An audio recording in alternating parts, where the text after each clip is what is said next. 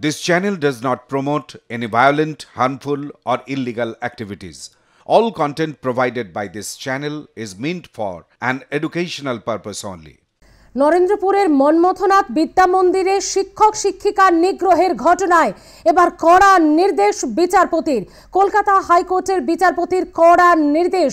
মনমথনাথ বিদ্যা মন্দিরে যে ঘটনা ঘটেছে তা অত্যন্ত লজ্জাজনক। আমরা দেখেছি যে শিক্ষা মহল থেকে শুরু করে বিশিষ্ট মহলে তীব্র ধিক্কার জানানো হয়েছিল এই ঘটনায়।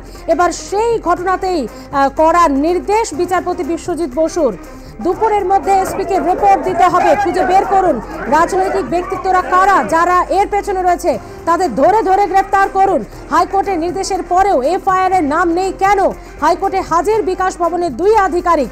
নরেন্দ্রপুরে স্কুলে শিক্ষক নিগ্রহের মামলায় কড়া নির্দেশ বিচারপতি বিশ্বজিৎ বসুর। তিনি জানাচ্ছেন হাইকোর্টের নির্দেশের পরেও এফআইআর এর নাম নেই কেন? খুঁজে বের করুন রাজনৈতিক ব্যক্তিত্বদের, যারা এর পেছনে রয়েছে বলে অভিযোগ করছেন শিক্ষক শিক্ষিকারা।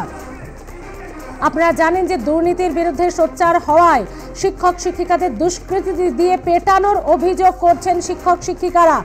এবং শিক্ষিকারাও এই মারের হাত থেকে বাঁচেননি, তাদেরকেও শারীরিকভাবে নিগ্রহ করা হয়েছে, তাদের ফোন ভেঙে দেওয়া হয়েছে ছবি তুলতে গেলে, এবং স্টুডেন্টদের সামনে, পড়ুয়াদের সামনে গালিগালাজ, লাথি, ঘুষি, চর, কিল সমস্ত কিছু সহ্য করতে হয়েছে শিক্ষকদের। এই ঘটনা কেন?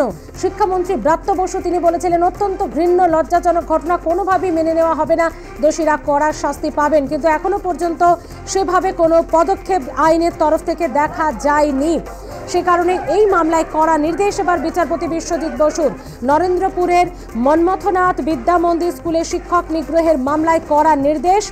হাইকোর্টে হাজির বিকাশ ভবনের 2 আধিকারিক। তাদেরকে প্রশ্ন, হাইকোর্টের নির্দেশের পরেও এফআইআর এর নাম নেই কেন অনেক ব্যক্তির? খুঁজে বের করুন রাজনৈতিক ব্যক্তিত্ব কারা, যাদের নাম করছে এই শিক্ষক শিক্ষিকারা, তাদেরকে গ্রেপ্তার করুন দরকার পড়লে।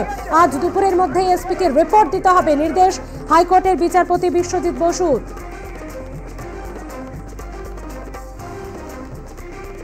বিশিষ্ট শিক্ষাবিদ পবিত্র সরকার আমাদের সঙ্গে রয়েছেন। পবিত্রবাবু, স্বাগত আর+ নিউজে।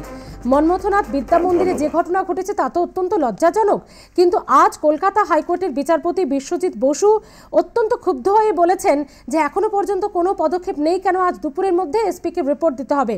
আপনার কি মনে হয় যারা এই ধরনের কাজ করেছে কড়া শাস্তি কি এই ধরনের ঘটনা বন্ধ করতে পারে? হ্যাঁ, অবশ্যই পারে, কড়া শাস্তি যদি ধরা পড়ে। কিন্তু দেখা যাচ্ছে যে ধরা পড়ার জন্য তাদের কোনো ইচ্ছে নেই, এবং পুলিশের বোধহয় ধরবার জন্য তাদের কোনো ইচ্ছে নেই, কারণ তারা দলের লোক এরকমই মনে হচ্ছে। ফলে এই রাজ্যে যেরকম হয়, যাই হোক, বিচারপতি একটা কড়া পদক্ষেপ নিয়েছেন। আমার মনে হয় এবার সব কাজের জন্য আমাদের আদালতের মুখের দিকেই তাকিয়ে থাকতে হবে।